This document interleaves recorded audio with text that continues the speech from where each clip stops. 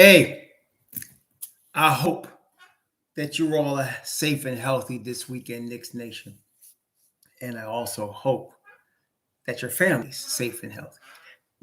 And I hope that the needs of you and your family are being met today. Greetings to Knicks Nation. Greetings to the chat. Deshaun Wilson, Michael Drake, my brother. Greetings to the chat. Greetings to Knicks Nation. And we are going to, what's good, Go from McCorbett? How you doing, my brother? And we are going to review. Like I did not, hey, what's up, Sincere Allah? I did not look at Friday night's game. Yesterday was very busy on Shabbat. And then I saw my dad. And then after that, I came back just in time to see the game last night versus Utah. So I didn't look at the other game. I'm going to look at that game after we meet here today. I'm going to look at that game after we meet here. And then last night I spent time with my beautiful wife. And so I didn't have time really to look at the game from Friday night, but I'm going to look at it. Like I said, I want to look at it after that. And really, I mean, I'm pretty sure I understand what happened, but I do want to see it for myself anyway. And the more important game, and not just because they won, was last night, and it was because of the addition of Josh Hart.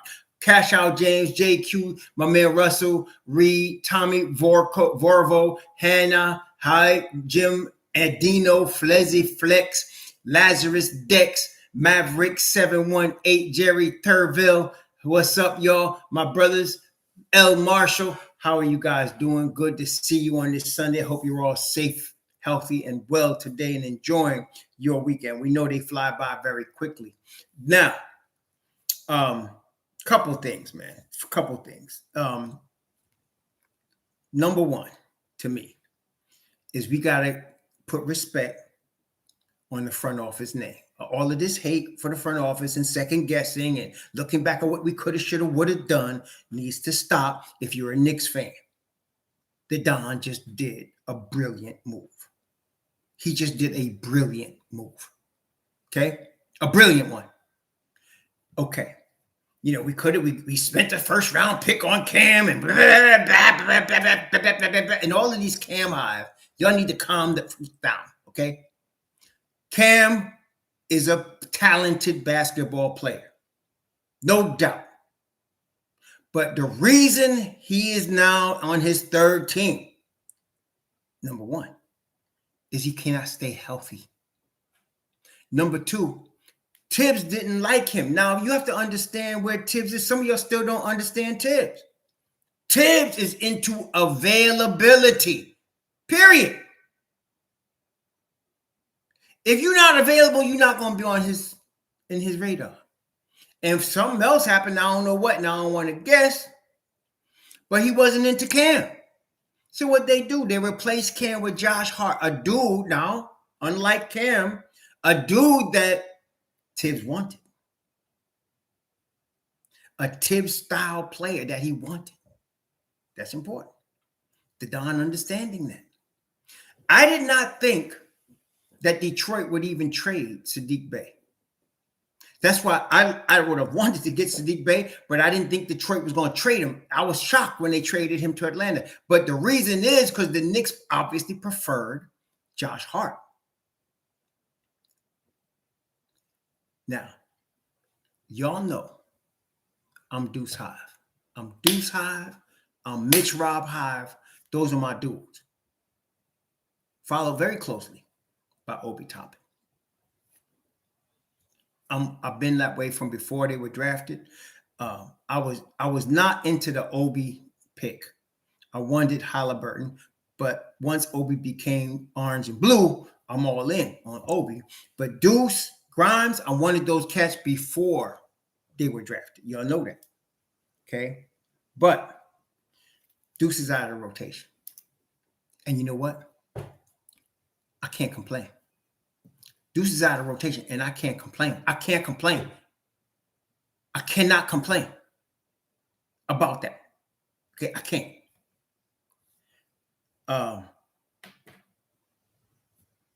So the Knicks are now 31-27. The Knicks are 31-27. There's 24 games left. I'm still sticking with my original analysis of 45 wins or more for the Knicks. And the reason I believe in that is because I'm feeling like, and I've been saying this the whole year, as the year goes on, they're going to play better. Haven't I been telling you that? Y'all know. As the year goes on, the Tibbs teams perform better. Okay, they get better as the year goes on. That's just Tibbs. That's just how his teams go. They get better the second half of the year than they were in the first half of the year. And I think it's a good thing because you want to be playing your best basketball going into the playoffs, right? So I'm feeling like, there's 24 games left. I'm looking for them to go 14-10 down the stretch. Okay, I'm looking for them to go 14-10 down the stretch to finish 45-37. Okay, so they're going to get better.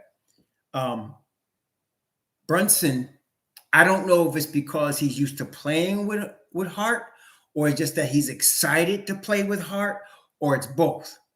But he was better last night, if that could be possible. He was even better last night. Okay, he was better. Hart brought out something because he was already very good. Like, we were all expecting that he could possibly, we know that he's playing at an all-star level. Now, he wasn't selected, and I'm kind of disappointed that even with the replacements they put in, all the dudes they put in for the replacements are teams below the Knicks. So I don't think that was right. They put in these dudes.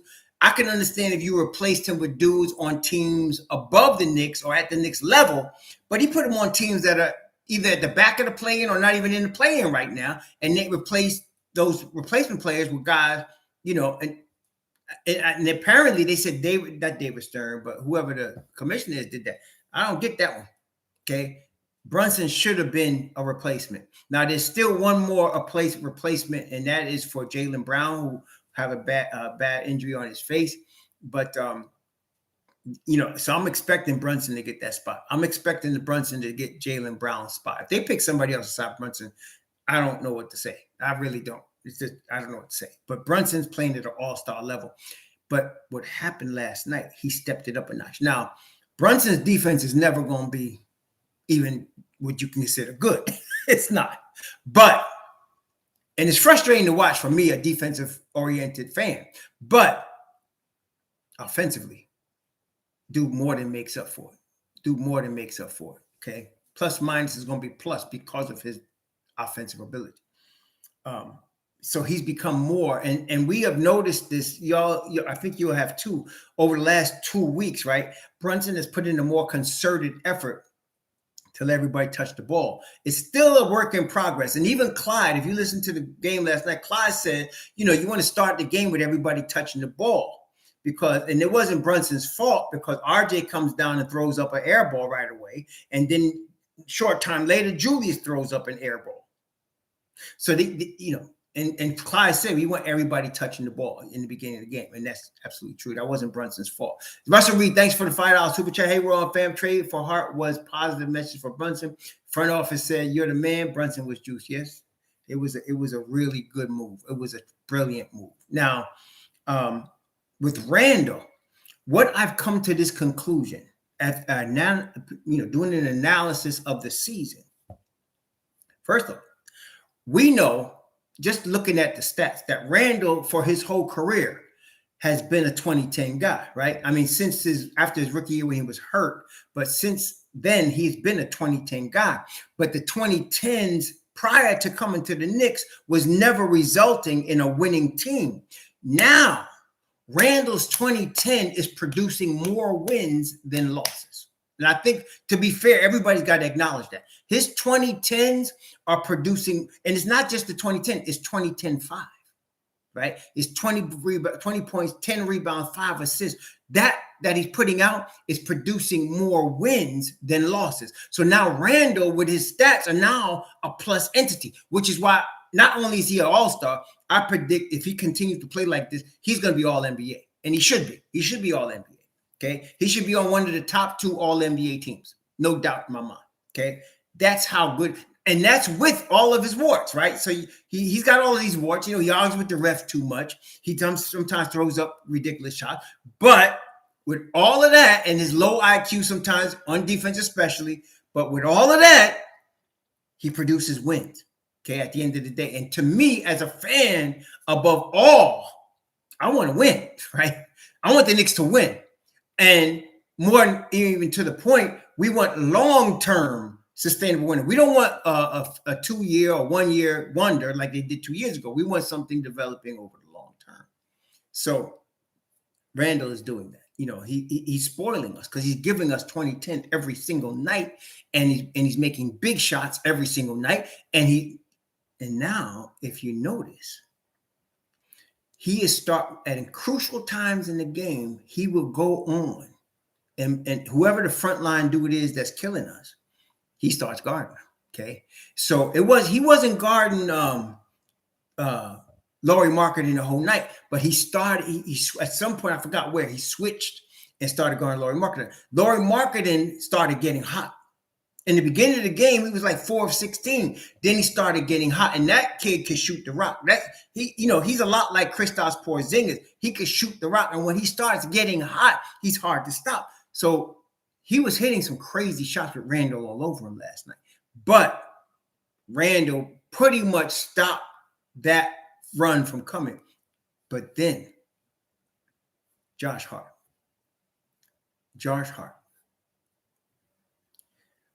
Like 11, what do you got? Like 11 points. He had 11 points. He had 7 rebounds, 11 points, 4 steals, 4 assists. He played 26 minutes. Mobbdeep is on another level. Okay. On another level. And you know what? I would like to see Mitch Rob, Grimes, and Hart on the floor together. You want to talk about some defense? I want to see Mitchell Robinson, Quentin Grimes, and Josh Hart on the court at the same time. Yo. Where do I start with this kid? He plays and it's not like Josh Hart is not a superstar, right? I mean, we know that. He's a rotation piece, but he plays defense, Tom Thibodeau level defense. Both, he has high IQ, he plays the passing lanes, and he has a very uncanny ability to get rebounds at 6'4". A very uncanny ability to get rebounds at 6'4". Yeah, I remember Tom Chambers. Yeah. Marketing is Tom. That's right. He is a lot like Tom Chambers. I do remember Tom Chambers from Sonics. He is a lot. Tom Chambers played for the Sonics and for the Phoenix Suns. He's very much like Tom Chambers. Yeah, but yes. So Hart is that championship piece, and that's what I like. Mitch Rob's a championship piece. Grimes is a championship piece. Brunson's a championship piece. I want to say RJ too, but we're going to talk about him in a second. And Hart is definitely a championship piece. Last night, Mobbdeep put up 34 points. Mobbdeep put up 34 points last night. Okay? 34 points. I'm telling you, even before Hartenstein, they were starting to roll. But now I have to say, I mean, I'm Deuce Hive. But as far as the effect on winning, and Deuce is a great effect on winning. I know that. Statistics prove it. But Hartenstein brings Mobbdeep to a whole level, man. And I understand. I was thinking maybe Tom would go with a 10-man rotation, but he stick with the 9-man rotation, and I ain't going to criticize him. That's his thing, okay? Stick with the 9-man rotation. So you got Deuce there. And let me tell you something. This is the dichotomy that we're in right now. Obi's in his 3rd season. He played 9 minutes last night, okay? And a lot of y'all complain about Obi's minutes. I don't know what's the use of you complaining about Obi's minutes and what you're expecting Tom to do. Tom wants to win. He doesn't care about what we think about Obi's minutes. He wants to win. And the formula that he's doing now to win is what he's doing. We may not like it, but it is what it is. He cannot focus on, oh, wait, I got to get Obi minutes. He's trying to win. Okay? Okay?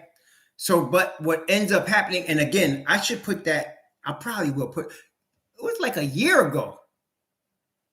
Something like either last summer, might even been earlier than that. I put out a video where we said, there's going to come a time where we got to make a decision about Obi. Okay, because Obi Toppin is talented. He's starter NBA level talented, but he cannot play starters minutes as long as Julius Randle's here. And I just said Julius Randle's giving us 20, 10, and 5. What you going to do? Sit him? And obviously, after James Dolan asked for homie's autograph, you got to know they're not trading Randle. They're not. Okay, forget it. Not going to happen. Love and respect Robert Wood. So they're not trading Randle. That's not going to happen. Okay, no, it's not. Oh, and I'm not even talking about, some of y'all get confused with what I want versus what the real is. I'm being real right here. It's not about what I want. The Knicks are not trading Julius Randle. Period. End of story. At least for 2 seasons. Maybe when he's 30, maybe. When he's up for his renewal, maybe. I don't know. But for this season, next season, forget it. Not happening. Okay? He's a fixture at the power forward spot. Forget it. Okay? So unless he gets hurt. If he gets hurt, then Obi comes in, right? So now this is Obi's extension eligible season. They have been, and Ian Begley reported, they have multiple calls. Teams were offering first-round picks, multiple, for Obi Toppin. And why? Because they know what I know. You start him, he's going to give you 20 points, 8 to 9 rebounds every game. Okay? He's going to get that. You give him starting level minutes. He's going to produce that. Okay, period. And some people are going to be like, man, why didn't we keep Obi? Some idiots are going to say, after saying we should trade him, they're going to say, why didn't we keep Obi? We had Obi. Can't help you. I can't help you. But he's going to get traded. Okay? The good thing is he's good enough to attract, in a package, to attract a superstar or another piece that could bring us to another level. Okay. And I said, to me, there are 2 pieces out there that are not superstars, but have the effect of what a superstar would bring to the Knicks. And that is, I mentioned Mikal Bridges and Jeremy Grant. They would both have that effect. Now, neither of those guys are superstars. But both of them would have the effect of a superstar on the Knicks. You put them in that 3 spot where RJ is, and the Knicks are now another level. Okay. And that's why some of y'all was tripping because I was talking about trading RJ. It doesn't matter to me. You all right, put RJ at the 2 spot. Okay. Put him at the 2 spot. Or trade him. But to me, even if you traded RJ, and you put Grant or either one, Grant or Mikal Bridges at the 3 spot, and you still started Grimes, and you still started Brunson, and you still have Mobbdeep, forget it. The Knicks are now Eastern Conference. See, this is the thing, brethren. Let me, again, make it clear to some of y'all that don't get it yet. Some of y'all got it already. A lot of y'all Knicks Nations are smart enough to get it already. I appreciate that. But some of y'all just thick. So let me help you. RJ Barrett is 22. When RJ Barrett is 26, listen, some of y'all, listen to me now. When he's 26, in 4 years, he's going to be better than Jimmy Butler ever was. In 4 years. He will be. I believe that. But what I'm saying to y'all is Mikal Bridges is 26 now. And if you put him in there, the Knicks are in the Eastern Conference Finals conversation now. Not in 4 years. Now. Okay, and you still will have all of the youngins that we drafted. Okay, and then you have, and again, that's what I'm saying. I'm not saying I don't believe in RJ Barrett. What I'm saying is we have like I said, I use this example. When the Phoenix Suns included Mikal Bridges in the deal to get Kevin Durant, were they giving up on Mikal Bridges? Is that how they look at it? Do you look at it and say, well, they were giving up on Mikal Bridges. They just gave up on Mikal Bridges because they traded him for Kevin Durant. Is that what you see? And so take that process and put it with RJ. We're not giving up on RJ. We're getting a player to bring us to the Eastern Conference Finals now. That's all I'm saying. Versus 2 years from now. Or 3 years from now, okay? I think thanks, Cherry Creaney, for the $5. I think I saw Tibbs fanning himself in the face off from all the defense mark. Yo, you know, that's all I'm saying. I'm not giving it. Some of y'all take it too negative. Well, I hate RJ. It's time to give up on him. He take it. No, it's not that. We're giving up a future all-star in RJ for a present all-star piece in Mikal Bridges. That's it. Or Jeremy Grant. That's what I'm saying. Okay, that's all we're doing. You again, I tell y'all, remember this. This comes from the movie. I think it was Let's Do It Again or Uptown Saturday Night back in the 70s with Bill Cosby and Sidney Poitier. Remember that? And they said, and then John Amos said he was playing the numbers do it, and he said, you got to bring ass to get ass. That's true. What you think? You're gonna get a player of Mikal Bridges caliber or Jeremy Grant caliber for free? What? What's wrong with y'all? You gotta give up, something. Okay, you gotta give up something. Okay, you got to bring ass to get ass. So that's what you got to do. So I'm saying though, it could be RJ or Obi or IQ. I hate to give up any of them. Okay, but if you're getting that piece that tucks down with that piece, the Knicks are in the Eastern Conference Finals conversation. Versus 2 or 3 years from now, will they be in that conversation? Okay. Well, this is the thing. Did any of y'all see the initial interview that the Nets did after the trade with Mikal Bridges? Did any of y'all see that? Did y'all see that initial interview that they when they brought in, how do you like being in Brooklyn? And what did he say? What were the first words came out of his mouth? He said, "Man, I love playing at MSG." Then he called himself Barclays. That's what he said. Did y'all see that? That's what he said. He said, I love playing on MSG. I love playing on Barclays. Come on, man. You cannot tell me with Jalen Brunson and Josh Hart on this team that he doesn't want to play here. You understand? So now look, if he makes it known to his people that he wants to go to the Knicks, they're going to have to deal with him. Now they could tell him to shut up because he's going now. Bridges is in the first year of a $90 million deal, so they could just tell him, shut up and play. We're paying you, and he'll have to do that. He don't have that kind of panache, and unless the NBA Players Association comes in or whatever. But he really don't have that kind of juice like a Kevin Durant or Kyrie Irving to force his way to another team. He don't have that kind of juice. But it is obvious to me that Mikal Bridges wants to play with the Knicks. Okay, whether they do that or not, I don't know, but he wants to play with the Knicks, and he would be that piece. All NBA first team defense, 7-foot wingspan, 40% shooter from the 3-point line, lockdown defender, high IQ. No, I'm sorry. You get that dude, and we would be going to Eastern Conference Finals. Now, 1A is Jeremy Grant. What's the difference between Jeremy Grant and Mikal Bridges? The difference is Jeremy Grant's going to be an unrestricted free agent. Jeremy Grant is going to be an unrestricted free agent. And he said something very significant.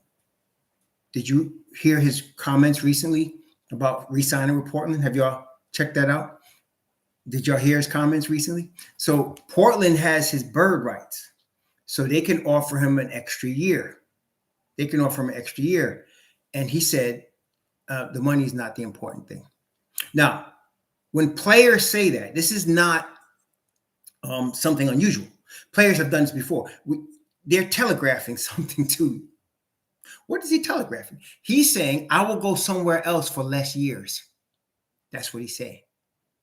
I will go somewhere else for less years. Okay? That's what he's saying.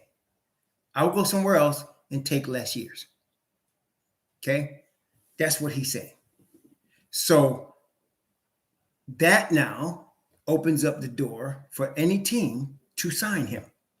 He can go anywhere he wants. Anywhere he wants. Okay, he can go to the Lakers if he wants, play with LeBron. He can go to Miami. Whoever has the money and he wants to go there, he can go there. So how the Knicks perform in these last 24 games and into the playoffs are going to be important because you're going to have guys like Mikal Bridges and guys like Jeremy Grant watching, okay? Guys like Kristaps Porzingis watching. Now, somebody said, who do I want, Grant or Porzingis? I would take Grant. because I would take Grant because Grant doesn't cause us to give up anything. Grant doesn't cause Mitch Rob to have to go to the bench. We keep Sims and Hartenstein, and we got Grant. So we basically have our full contingent team. We're just going to have to put RJ at the 2 and put Grimes on the bench. Grimes becomes part of Mobbdeep. And so we just do it that way. So Grant comes in. We don't have to give up anything. That's the easiest fit. All Grant's going to do is cost us money. So we have to get rid of Evan Fournier's contract. We got to get rid of Derrick Rose's, which is going to be an expiring deal. So we need that money. If you just take Evan Fournier and Derrick Rose right there, you're saving $34 million. And so it would probably take $28 million to get Grant. Okay, it would take $28 million to start to get Grant. You're probably talking with Grant a 4-year somewhere in the neighborhood of $120 million. And you're probably starting at 27, 28 million and going up from there. So you're going to need the 34 million, which you get from those 2 players. You get it from sending out Fournier and sending out Derrick Rose. And so you can do that. Okay. And the reason I think Portland might go for that is because Fournier is an expiring contract. He's not, he's an expiring contract, and Grant is leaving. So they can get nothing for him, or they can take the expiring deal of a shooter like Fournier. Okay. And so you got that as well. So we'll see. But if the key thing here then is, does Grant want the Knicks? That's the key question. Does Grant want the Knicks? I would say the Knicks want him. The question is, does Grant want the Knicks? Okay. Grant played with Brunson. Where did they play? No, they never played with Brunson. He played with Josh Hart. Grant played with Josh Hart. I don't think he played with Brunson because Brunson's whole career is with Dallas, and Grant was never on Dallas. Grant was drafted by Philly, and then he went from Philly to OKC, and he went from OKC to Denver, and then we know he went to Detroit, and now he's in Portland. So but he crossed paths with Josh Hart for sure. He played with Josh Hart at Portland. Yeah, he played with Josh Hart at Portland. So that's true. Yeah.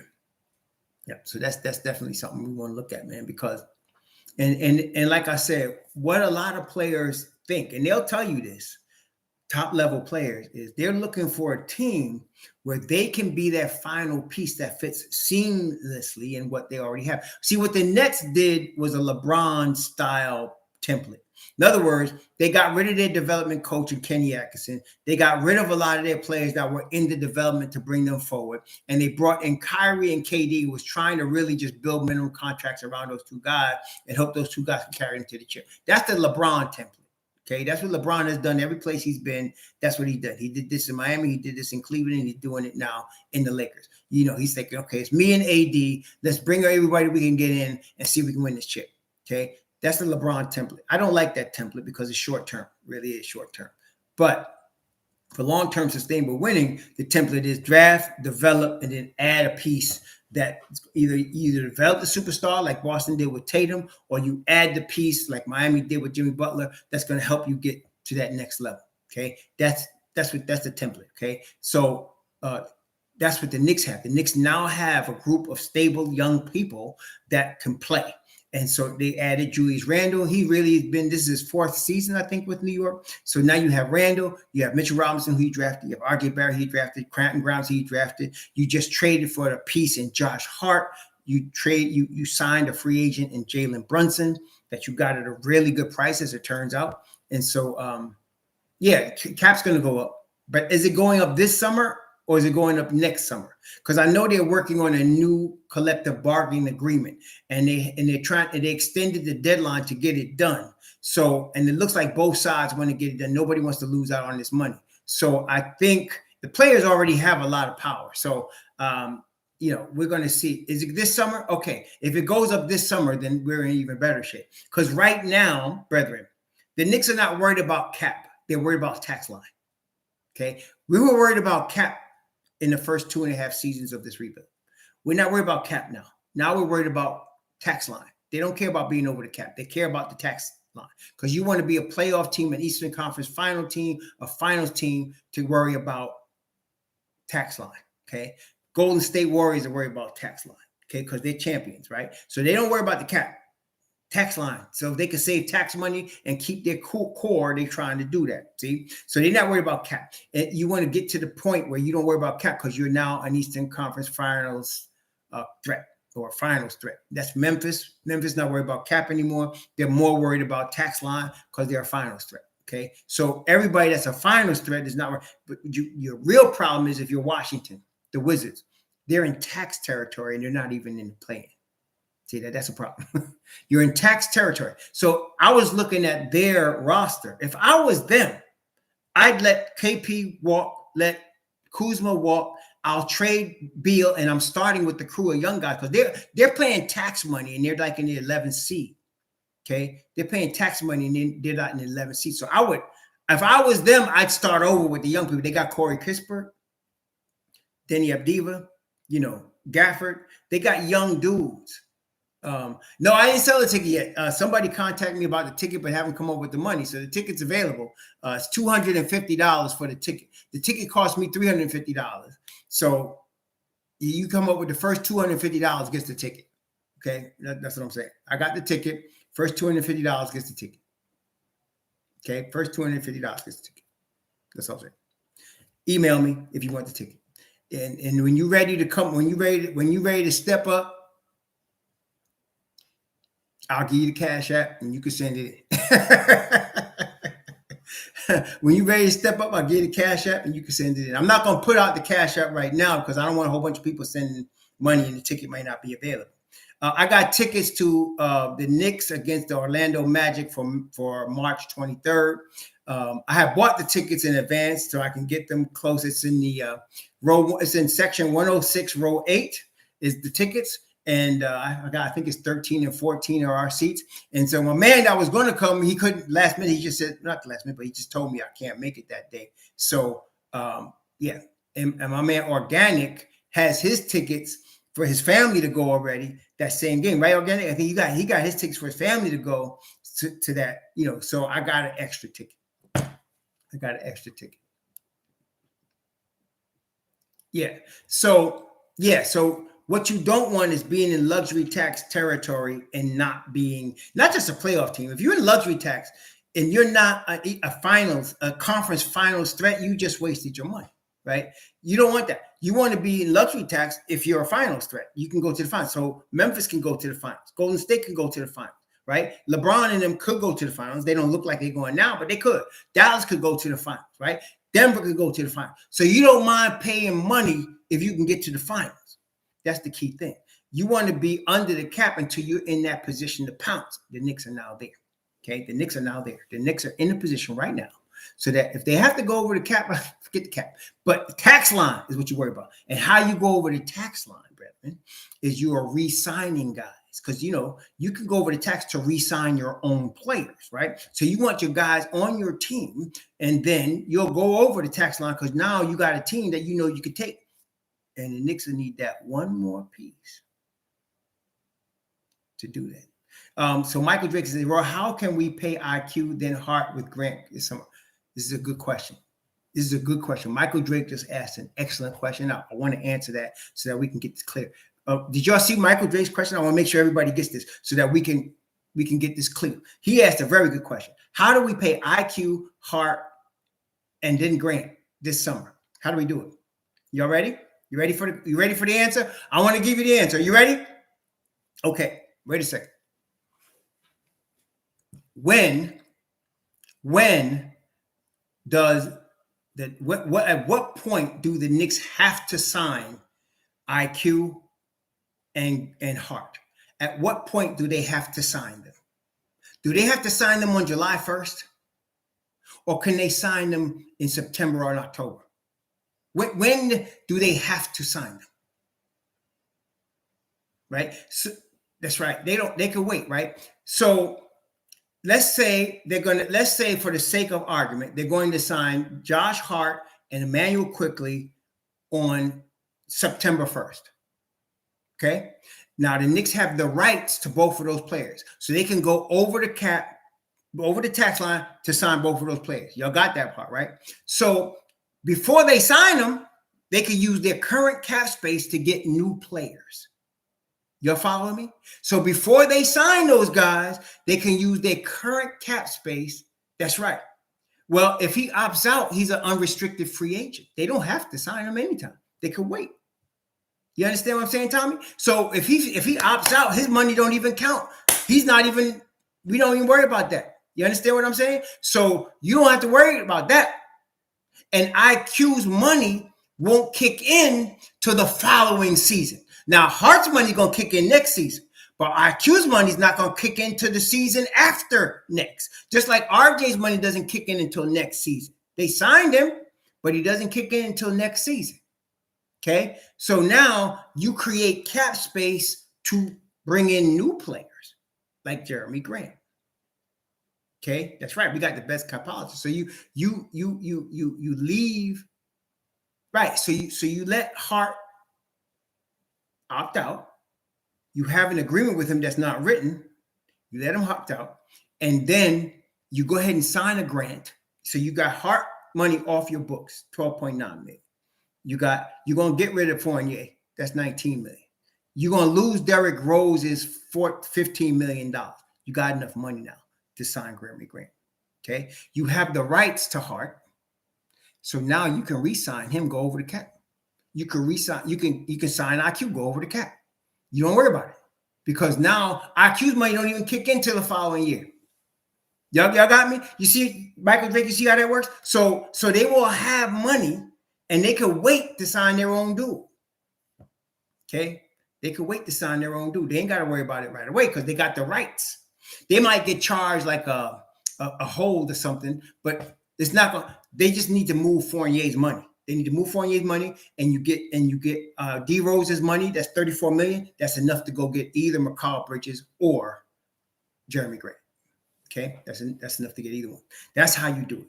When you have your own players that you have to re-sign, you ain't got to do it right away. You can wait. Okay, so now Obi Toppin becomes a prime trade target because let's think about this. If the Brooklyn Nets slip into the play-in or below, if they slip into the play-in, put it that way, they slip into the play-in and then lose in the play-in, they're going to be looking to rebuild. Okay. Now, let me ask you a question. I want your opinion. How many teams have the draft capital and the talent to trade with the Nets for Mikal Bridges that's equal to or greater than the Knicks? There are a couple teams. Now, how many teams have the draft capital and the talent, the young talent, to trade with the Brooklyn Nets for Mikal Bridges? How many teams have that? How many teams? There's a couple teams. I think Memphis has it. OKC has it. Yep. Toronto. Right? Toronto. So you got Toronto, OKC, Memphis, right? Orlando. Okay, I'll give you that. But Orlando don't want a 4, right? Orlando's not that team. They don't want a 4. You know what I'm saying? Because why? Because they stacked at the 4. They don't want another 4. So I wouldn't put Orlando there because they don't want a 4. They got really good 4. Pablo Banchero, right? They got Pablo Banchero. It's going to be all world 4. So they don't need him. But the Pacers, maybe. Memphis, the Raptors, the Spurs are a rebuilding team. I can't see why they would want a guy like Bridges or why Bridges would want them. To me, really, you're talking about the Pacers, the Grizzlies, and the Raptors. That's what you're talking about. You're talking about no, he's not going to show. I'm talking about teams that Mikal Bridges would go to. Charlotte's another rebuilding team. You know, he's not going to leave the Nets for you know what I'm saying? It's for Charlotte, right? Bridges plays the 3 and the 4. Eddie Kerr. He plays both. He plays the 3 because he can guard all 5 positions. He plays the 3 and the 4. He can play either one. Yeah, he guards all 5 positions. That's what makes him all NBA first team defense. He can guard all 5 positions on the floor. Okay, he can. So 7-foot wingspan. Now he can play the 3 or the 4. You know, he's Swiss Army knife. So I don't worry about that. But we're getting him for the 3. And the reason I'm mentioning the 4 is because we're talking about Obi Toppin. So what young player on Toronto or Memphis or what's the other team? OKC, I would give them because OKC is better than most people thought. But one young player really on Toronto or Memphis would be a better trade bait than Obi Toppin? That's really the question. Okay, what do you got? What young player on that they would trade on Toronto or on the Grizz is a better trade piece than Obi Toppin? That's what I'm asking. That's why I'm mentioning fours, because whoever's trading with the Knicks is going to get a four. They're going to get Obi Toppin. So what team is better equipped to send a four that's better than Obi? That's all I'm asking. I would say, like, if it was Memphis, they might send Dylan Brooks, but he's not a four, right? Right? They might send Dylan Brooks, but he's not a four. Toronto could send OG. Toronto could send OG, who's only 25 years old. So, and Obi is going to be 25 years old next month. So they can, that to me is the Toronto. It comes down to Toronto or the Knicks, because the Pacers can send you Duarte if you want Duarte. The Pacers can send you Duarte if you want Duarte. They could send you him if you want him. But I see what my issue with Duarte, if I'm Sean Marks, is he's too mature to be a piece you're going to rebuild with. That's all I'm saying. Me and my Knicks, you'll be a little bit behind, my brother. We've been talking about that. But so I think the Knicks are, and I say all that to say the Knicks are in a strong position if the Nets are going to trade Mikal Bridges to offer Obi Toppin, to offer Evan Fournier's contract, and 3 or 4 number ones for Mikal. And I would give them at least 3 number ones. I would give them 3 number ones, 2 unprotected, 1 protected for Mikal Bridges. I would do it. Okay, I would do it. So, because they're rebuilding Cambridge. Let's go back. Some of you are coming late and you in the middle of the conversation don't know what we're talking about. I said, let's start over. I said, if the Brooklyn Nets drop into the play-in and lose in the play-in, they're going to rebuild. And if they're going to rebuild, they're going to start with their young players, and they're going to want a rebuilding piece. Mikal Bridges is a playoff piece. You're going to want a rebuilding piece. Okay, y'all following me? You can get Obi Toppin cheap because he hasn't played a lot. He's 25, and you got 2 years. Draft night, yeah, Robert Wood. We can make that trade on draft night. From draft night on. In fact, even before draft night, that trade can be made. After the season officially ends, that trade can be made. But yeah, draft night, yep, for sure. No, we're not going to go for both. Some of y'all are confused, man. No, it would be Jeremy Grant or Mikal Bridges. It would not be both. It would be either or. And no, we're not going to trade RJ and Obi. That's silly. We don't need to do that. That's giving away the shot because you're desperate. You can't show yourself desperate. Okay? You know, brothers, you call a girl you're desperate. What's she going to do? Get out of here. Yeah. So you can't show you're not giving away the shot. You know what I'm saying? So it's either Grant or Bridges, not both. Grant or Bridges. And you're trading either Obi or RJ or IQ. You're not trading 2 of them. One of those 3. And you're trading them with draft capital also. You're going to give up draft capital, and you're going to give up a Fournier contract for the money. Okay? The money has to work. Okay? Yeah, that's I'm with that organic or 2 unprotected, whichever one. 3 number ones, Obi Toppin, and then you put in Fournier's $19 million, and now the deal works, and you're done. That's it. So either one, you're not doing both. You're going to get one, and you're only giving up one of your good youngins, not giving up all of them. And Obi is the candidate because of the fact that he's only playing 9 minutes a game right now. And so if you got Grant or Mikal Bridges, you not only have a starting 3, you have a backup 4. That's what I'm saying to you. If you get Mikal Bridges or Jeremy Grant, you not only have a starting 3, you have a backup 4. Okay? You understand? So that's what we're dealing with. Now, the most reasonable one to get is Grant, because Grant is an unrestricted free agent. And so they might want to do a sign and trade. Therefore, that's nice. So now we get a sign and trade. We trade Evan Fournier's deal. We might give him a second rounder or something, and we getting Grant. That's easy. The Nets deal is going to be a little bit more because Mikal Bridges is their biggest piece as far as trade piece. He's their biggest trade piece. Okay. Yeah, Jeremy Grant could play ball, man. He's a ball player, and he's in his prime.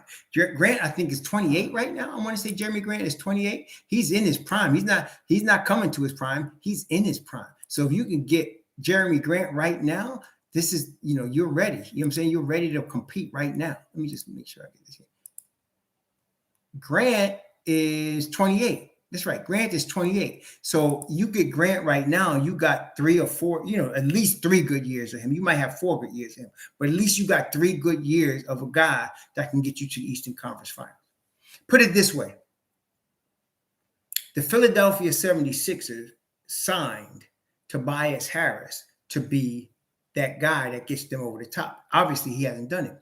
To me, Jeremy Grant is better than Tobias Harris, and he won't cost as much as Tobias Harris. He's not going to cost $180 million. See, so Jeremy Grant is better than Tobias Harris.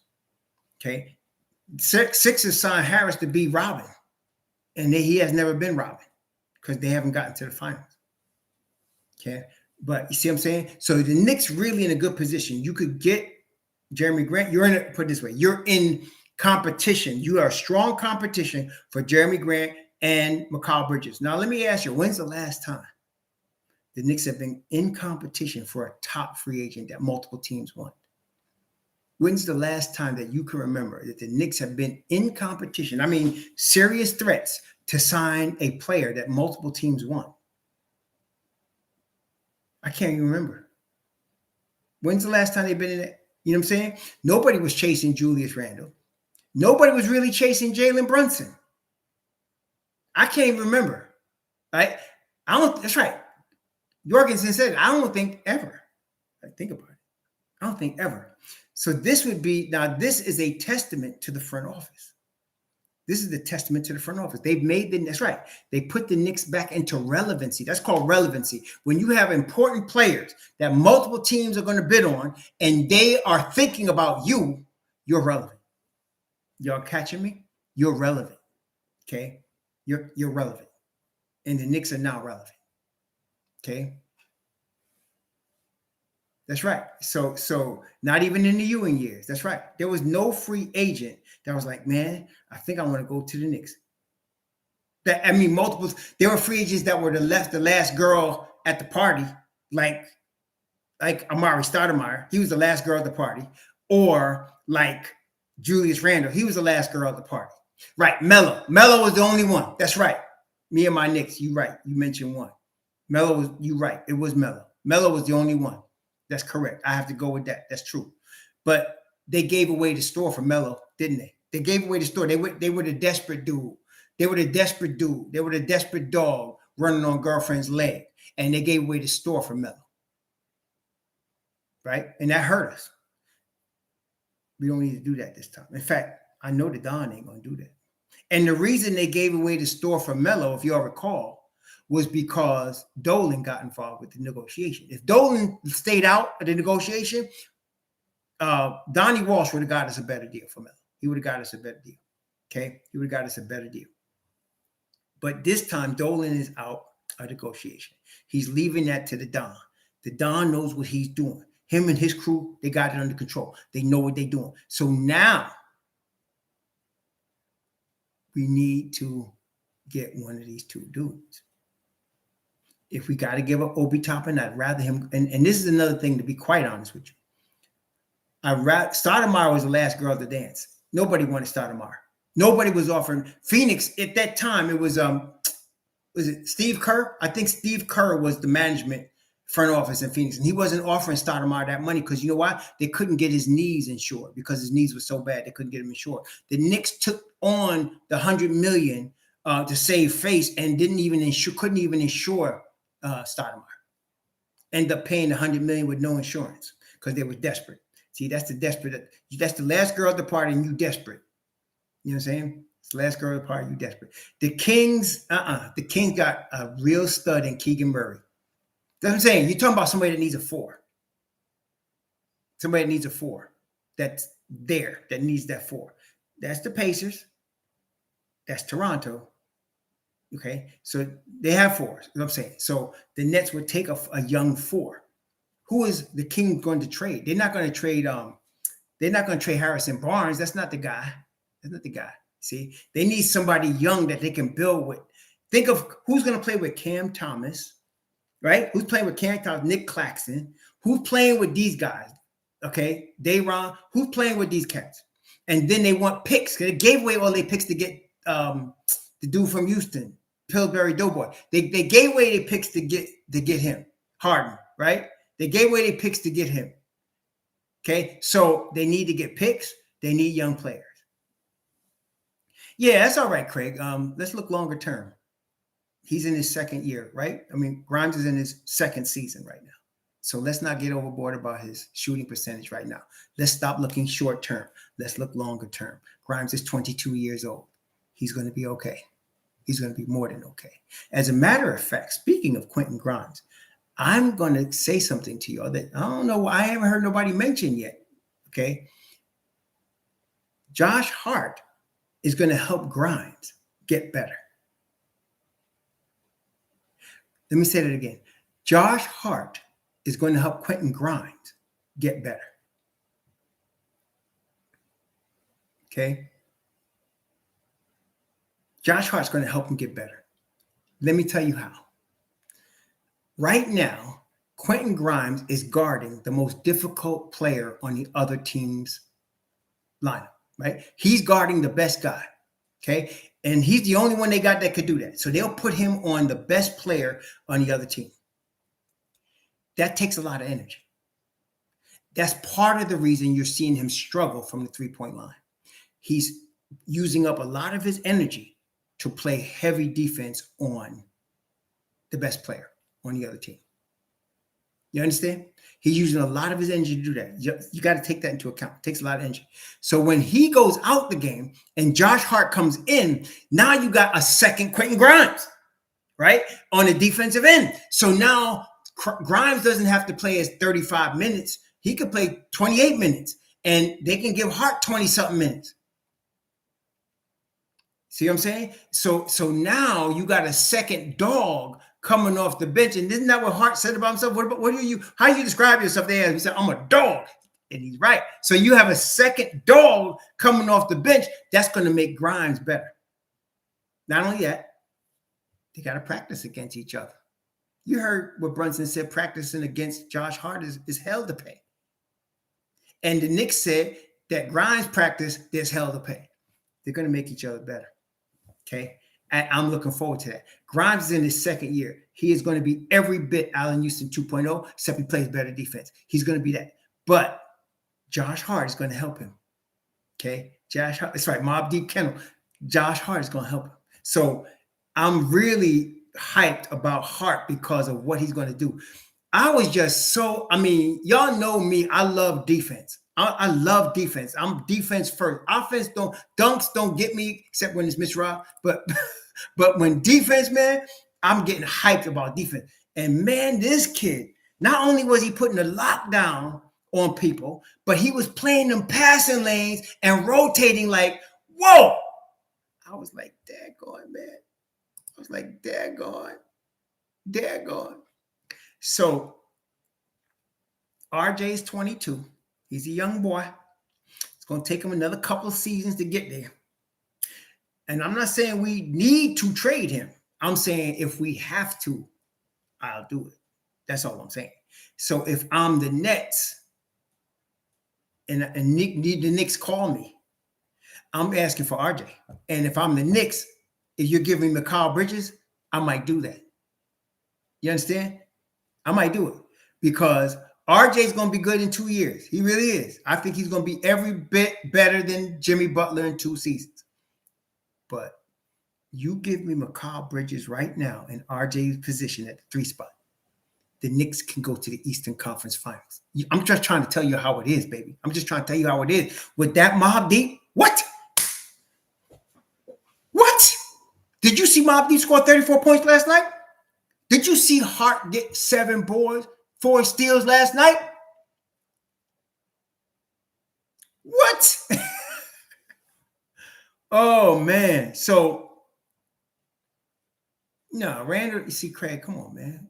I believe I got an intuition, Craig, that you're smarter than that. First, you brought up Grimes 27% as if it was the end of the world. It's not.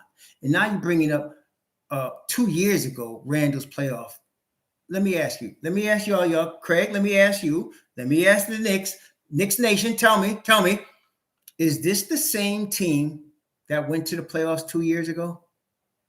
Would y'all say this is the same team, just different names, that went to the playoffs 2 years ago? Is this the same team that went to the playoffs 2 years ago? What's the difference between this team and the team that went to the playoffs 2 years ago? What's the difference? Talk to me now. What's the difference between this team and the team that went to the playoffs 2 years ago? What's the difference? What's the difference? What's different about him? Brunson, not only that, not just Brunson, Mitchell Robinson, Brunson. What else? RJ's 2 years better. You have now Quentin Grimes instead of Reggie Bullock. You have now Josh Hart coming off the bench with Emmanuel Quickly. 2 years now. Come on now. So what happened in the Atlanta series? They keyed on Julius Randle. He wasn't passing the ball out of double teams. They were able to do that because they could put the leprechaun on Bullock and he wasn't going to the basket. And so that was a very simple strategy. And that's how they won, right? You all agree? Could you think if they double team Randle this year, that would happen? Hell no. Hell no. That's what I'm trying to tell you. Hell no. You see what I'm saying? This is a different team. So you got to give Randle the room to understand he's 2 years better. And let me ask you all this question. Is Randle a better player now than he was 2 years ago? Is Randle a better player now than he was 2 years ago? Is he? Is Randle a better basketball player right now than he was 2 years ago? Yes, he is. So you got a better Julius Randle. You got a better supporting cast around him. You got talent now. Don't worry about what Julius Randle did 2 years ago. Yeah, don't worry about what Julius Randle did 2 years ago. That don't matter. That don't matter right now. I'm telling you right now. All that's going to do is motivate him to bust somebody in their ass. That's all I'm saying. And he's going to do it. And look, and let me explain a little bit, if you would allow me the room. Just explain a couple minutes about Tom Thibodeau's offense that a lot of y'all just whining about. He got no imagination. There's no movement. Blah, blah, blah, blah, blah. Let me explain this to you, okay? Are you ready? Y'all ready for this? I just want to explain to you because some of y'all just missed it. Not just, on mistake. I'm just giving you that. Let me help you. Are you ready? Allow me to retort. All right. Have you noticed? Let me ask you all this now. That many times during the course of the game, you will find Julius Randle with somebody guarding him one-on-one. Have you noticed that this year? You will find Julius Randle with a Lauri Markkanen on him, or you will find Julius Randle with a Jordan Clarkson on him one-on-one. Did you notice that? Do you notice that? Y'all see that? Do y'all see that, or am I making that up? Do y'all see that? Testing, Knicks Nation. Do you see that? That a lot of times during the course of a game, you'll see Julius Randle one-on-one with somebody. Okay, that's number one. Do you notice a lot of times you got Jalen Brunson one-on-one against the other team's 5? Like Jalen Brunson is being guarded by Lauri Markkanen, or Jalen Brunson's being guarded by Kessler, right? Walker Kessler, or somebody that cannot guard him. Now, you need to understand that's by design. That's not accident. Tom Thibodeau's offense is designed to make that happen. Why? Because there is no center in the NBA that can guard Jalen Brunson one-on-one, and there's nobody that can guard Julius Randle one-on-one. So he sets the offense. He makes switches. You remember how, like, up until basically when Elvin Payton was here, prior to that, teams would always switch till they got our point guard on somebody, whether it was Kemba Walker, whether it was that Spanish dude they had. They would get somebody switched onto our point guard one-on-one because our point guard couldn't guard his shadow, and then game over. Okay, the Knicks are doing that to other teams.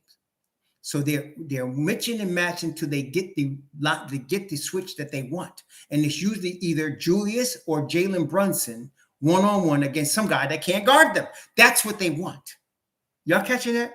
They tried to do with R.J. Barrett, but he wasn't finishing, so they haven't done it as much. So R.J.'s been getting the wide open looks. Okay, he's been getting the wide open looks, but not hitting them. But that's what they're doing. So they do off-ball movement, but they mix and match it. And some of you say, why come they're not playing more pick and roll? No. They don't need to do that. Pick and roll is designed to get a guy like Jalen Brunson downhill. Well, he don't need that to get downhill. They need Laurie Marketing guarding him or Walter Kessler guarding him. You know what I'm saying? You need somebody weaker trying to guard him. That's what you want. You understand? That's what they're doing. See, so next time you watch them, tomorrow night when they play, who they play? Brooklyn, watch how they set it up so that you get Julius Randle being guarded by anybody one-on-one. See, the problem 2 years ago, Craig brought up 2 years ago, and this was the problem. Julius was getting doubled and trying to beat the double team himself. Isn't that correct? Is that making sense? He was trying to beat the double team all by himself. Okay. And so in doing that, he created a lot of turnovers, a lot of bad possessions. But now he's passing the ball. Yesterday, they doubled him at the top of the key. Without even looking, he wheeled around and threw that ball to Hart. So he's now learned to pass out of double team, trust his teammates, right? In that first year, when he went to the playoffs, he was only trusting Reggie Bullock. You remember that? He was only trusting Reggie Bullock. If it wasn't Reggie Bullock, he wasn't passing the ball. This year, he's got Quentin Grimes. He got Jalen Brunson. He got R.J. Barrett. He got Josh Hart. See, this year is different. See, he trusts a lot more guys. Emmanuel Quickly. So he's got a lot of guys now that he can trust. So that's when you look at the offense. All these people talking about he ain't got no, is not really watching basketball. That's all I can say. Watch it. He's making a situation. Tibbs is making a situation where he's getting his two best one-on-one players one-on-one against guys that can't guard them, and that's what he wants. Okay, that's what he wants. So he's trying. If you notice, that's the point. Okay, and so that's why IQ's an NBA starter. He's just not starting on the Knicks. He's an NBA starter, man. And so we got to re-sign him. We got to re-sign him. But if we were to trade him and get a Mikal Bridges, I wouldn't cry about it. But we got to re-sign him. Okay. Yeah, it's people don't recognize. And to me, it's because the media is negative and because of the futility of the Knicks prior to this current regime. You're putting the past sins of the other regimes on this regime. It's like, again, I like to bring up the woman. You get a woman that's been hurt, somebody done her wrong, and she put the wrong that's happened to her from other dudes on you. Y'all understand that? Does that happen? See, so you got a sister that she, you really want to help, you want to be a partner with her, you want to build together, but she's been hurt by this dude that came before. And you be like, man, I mean, I didn't do that, but she's treating you like you did. Okay. And so that scenario is what y'all are doing with the Knicks because of what Dolan did in the past, because of what Phil Jackson did in the past. Y'all are blaming the Don and saying, I'm tired of Knicks doing this. This is a new management. They haven't made those same errors. This is a new management. It's a new front office. This is a new head coach. And if you watch him, he actually has a strategy and it's working. See, doesn't work every night, but then again, y'all have to remember, right? The Knicks are not in their championship window right now. They're not. They're not a championship Eastern Conference Finals threat right now. What we're looking for from the Knicks is a first round. They can get to the first round and win. That would be great. If we lose in the second round, okay. But if we make that next move, that Jeremy Grant move, that Mikal Bridges move, now you're in your championship window. Now you're looking for 50 plus wins. Now that's where you're getting something. Okay. No, he did hire Evan Fournier, but he was trying to get shooting. Tom Thibodeau wanted shooting. He brought in Evan Fournier. He just didn't know Evan Fournier was going to be the defensive disaster that he was. Okay. I mean, it's not like the dude is perfect, but look, overall, what we got a team and we got a lot of draft picks. We got a lot of draft capital and we got a squad, man. So that's all we doing. That's all we doing right now. Now you can't get him minutes off the bench. It's a 9-man rotation. It's what I'm saying. What are y'all whining about somebody that's not playing? You got your 9-man rotation. Obi Toppin, Josh Hart, Emmanuel Quickly, and then Isaiah Hartenstein. That's your 9-man rotation. He's not going to get, if another guy was going to get minutes, I'd be wanting it to be Deuce. But look, Tom got the 9-man rotation. Forget the rest of them. It's not going to happen. Somebody gets hurt, somebody's sick, bring in one of them. But other than that, let's stop whining about who's not playing. Let's root for who is playing. We got our 9-man rotation, period. Yeah, last night it was 8 men. That's right. But you know what? You could, if you know Tom Thibodeau, when you're watching the game, you can kind of tell it was about, I say there was about 6 minutes left in the fourth quarter, and he hadn't subbed anybody in. And I knew at that moment, I said, you know what? He's gonna keep this team in there. And he did, right? So, because I thought that he would give Obi a few more minutes in the fourth, but at the point when they got about 6 or maybe it was 5 minutes left in the fourth quarter, I thought to myself, "Whoa, he's gonna keep this squad in there. He's not gonna take anybody out there." And you know why? Because, and honestly though, when you looked at it, they was rolling, right? They was rolling.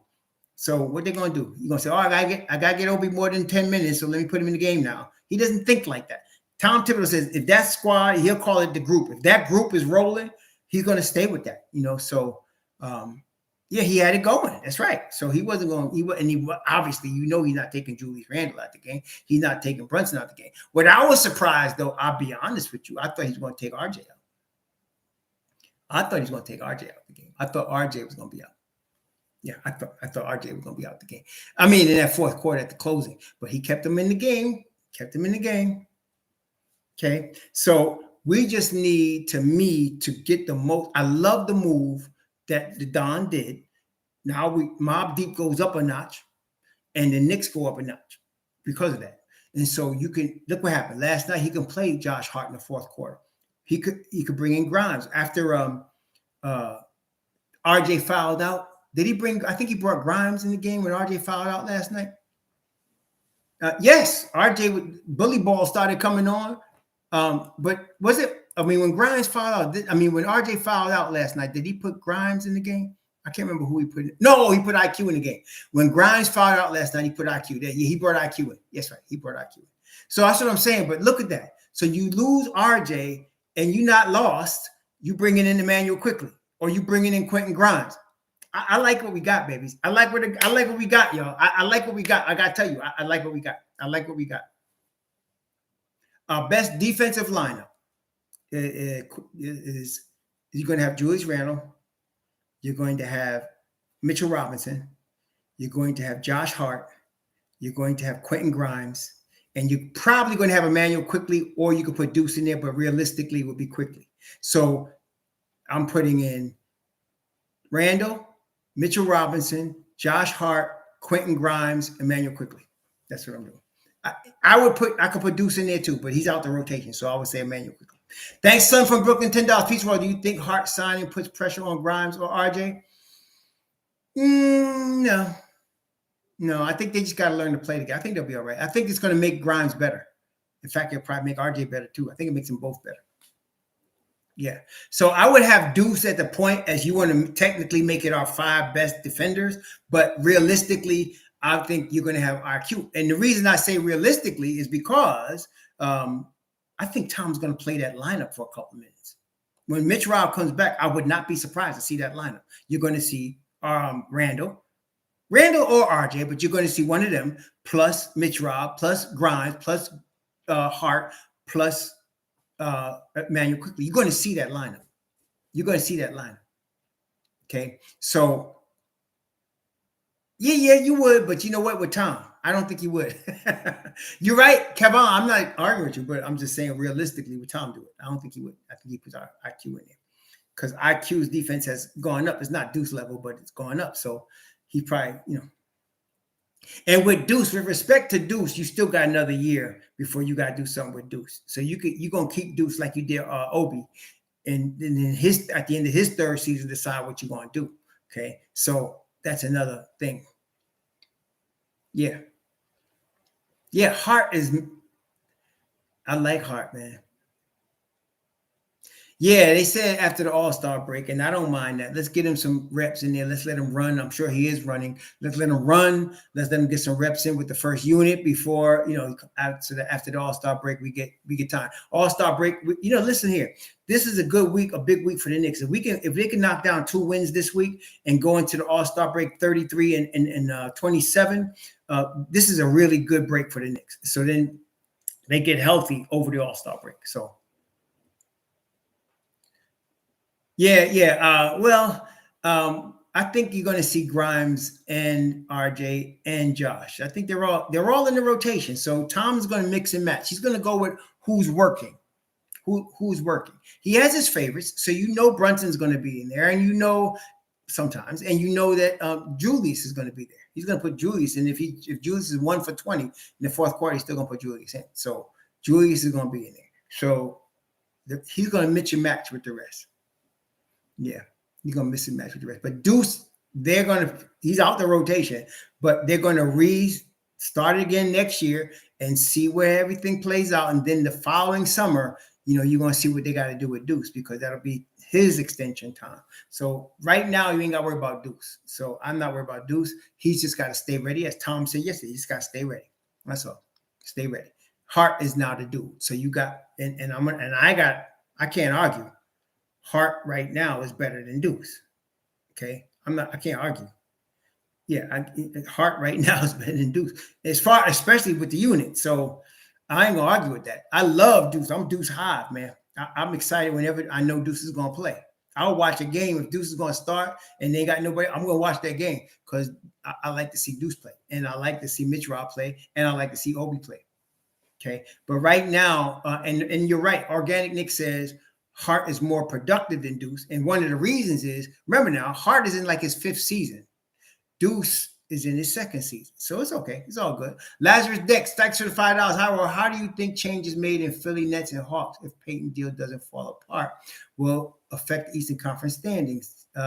You mean like if the trade doesn't go through, Lazarus? I think you're talking about the trade. Right? You're talking about the trade, I think. I don't know. Honestly, I'm interested to see what the Nets do, because I think they're vulnerable right now. And I want to see Monday's game is going to tell me a lot. The Knicks now have Hart. The Nets do not have Irving. They do not have Durant. So I want to see what effect this has, because the Knicks are now battling for the 6th seed, and Brooklyn is battling to save their playoff life.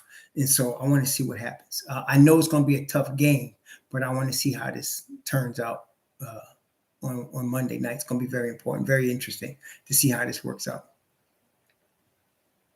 No, Obi's going to be all right, man. Y'all getting trippy, man. Oh, but he's going to be a trade piece. He definitely is going to be a starter on somebody's team, going forward.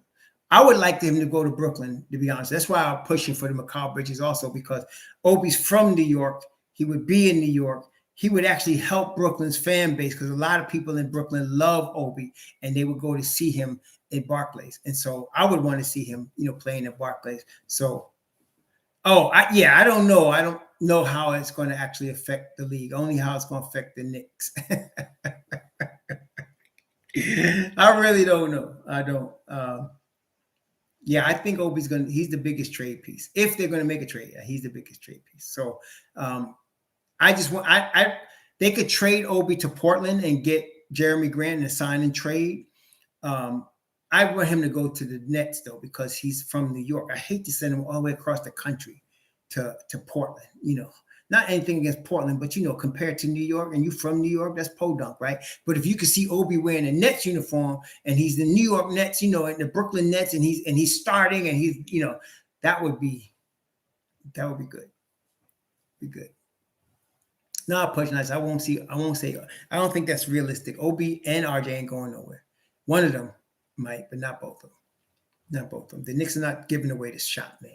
They're not giving away the shot, y'all. Come on now.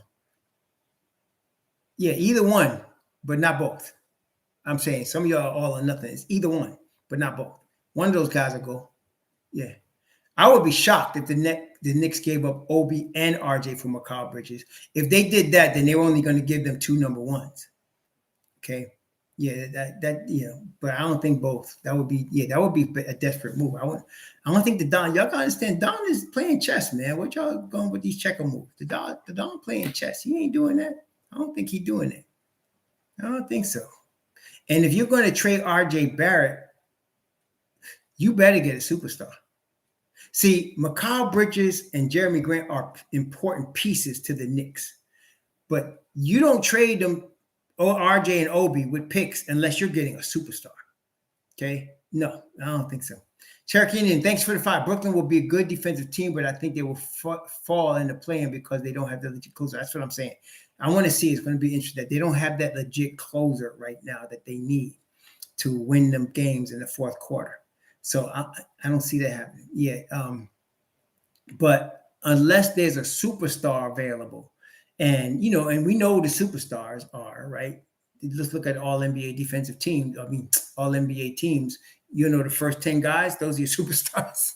All NBA first teams, those are your superstars, with some exceptions. Like I wouldn't trade them for DeMar DeRozan. No. He's like wrong side of 32. See? So no.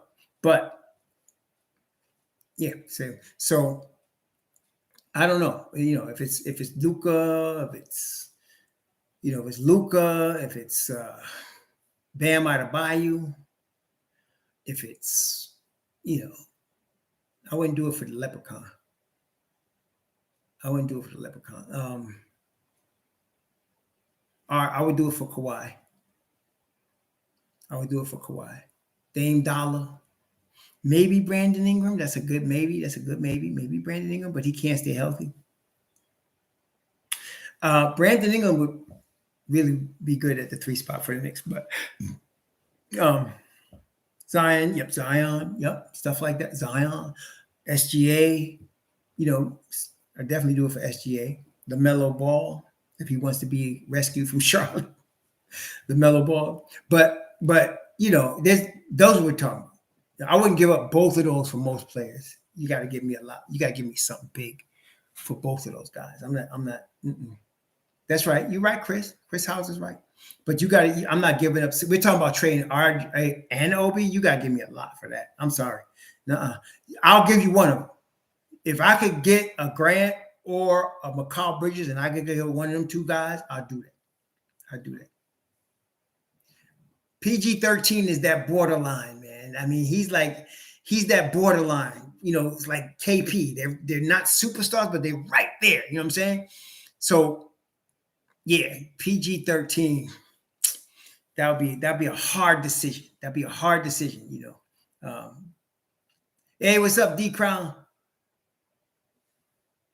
Well, like I said, it could be KP, but I think if you telling me we have available KP, Jeremy Grant, and Mikal Bridges, KP would be the 3rd guy I'm looking for. No, not Jaylen Brown. KP would be the 3rd guy I'm looking for. If you tell me I got KP, Jason Tatum, though, if you give me Jason Tatum.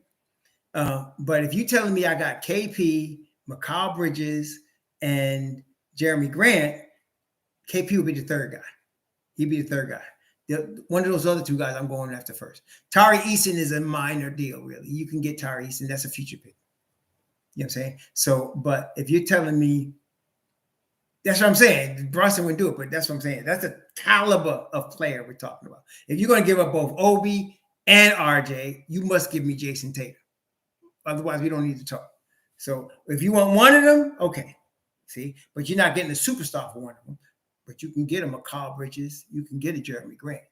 And if we get one of them, I'm liking that. So just to put it in succinctly, though, I think we can all agree the Knicks are in a really good position. The Knicks are relevant because this is not fantasy. They can get a Jeremy Grant. They're able to go get a Mikal Bridges. They're able to talk to a KP. They're able to do that. So they're relevant. What made them relevant? The management made them relevant. Love your management, y'all. They brought you here. The Don brought you here. Don't forget that. The Don got you here. Love the Don because he got you here. Okay? He got you in this position. Love the Don. I had a lot of people, "Hey, I wouldn't call him the Don. I'm not calling him the Don. He ain't no Don to me." You know, long-term shows people don't know what they're talking about, right? You know what I'm saying? People know what they're talking about. Here we are, right here, 2.5 years into the Don's tenure, with a plethora of number one picks, a plethora of young talent, and we knocking on the door of the 6th seed. Come on, y'all. Come on, baby. People still whining about Cam, and we just beat Utah last night with Josh Hart. Come on, y'all. Catch up with us, man. Catch up with us. Okay? We good. We good. Catch up with us. Okay?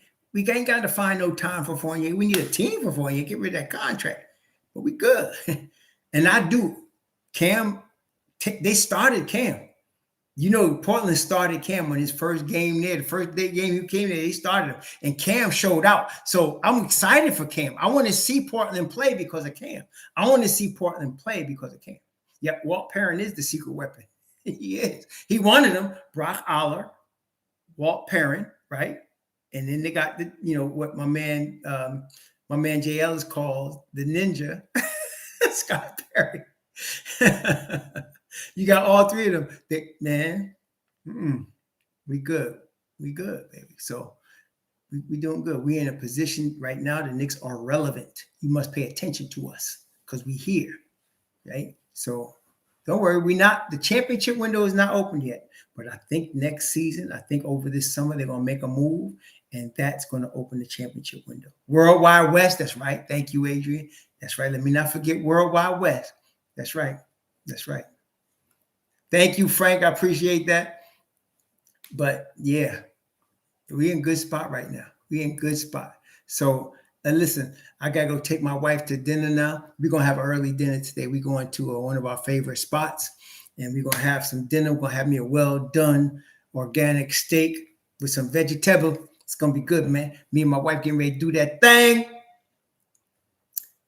I want to thank you all very much for hanging out with us today. Carrabba's. We like Carrabba's. This is one of our favorite ones. We like Carrabba's. We like Pio Pio, which is in Pio Pio is they got them in Orlando. They got them in Okokie. I haven't taken it to that place. Organic Nick and my man Iman Prakash took me to this Colombian place. Man, that was really good, man. It was really good. I ain't gonna front. That was La Antequita, right? But that was a good spot, baby. And it's right next to a gym. So you could be eating right and you could watch scenes coming out the gym while you eat. And you can't get any better than that. You sitting there eating and you watching the scene come out. Maybe I can't take my wife there. I don't know. But we going to Carrabba's and we like Pio Pio. Yo, Pio Pio, man. Best rotisserie chicken that I tasted in a minute. Very good. You know what I'm saying? So, yeah, Carrabba's, man. They're really good. So, we getting ready to do that. Hey, listen, man. Thank you all again for all your support. Greatly appreciate hanging out with y'all. It's really fun hanging out with y'all, man. For real, for real. We have fun here. You know, we try to avoid the a-holes as much as we can, but you know, you can only do it so much. You know, so I let people have rope. Some people touch the third rail, and you know what happens there, right? That's it, right? But most of y'all, the 99% of y'all, 2 thumbs up on the real, on the real. So tomorrow night, Knicks against Brooklyn.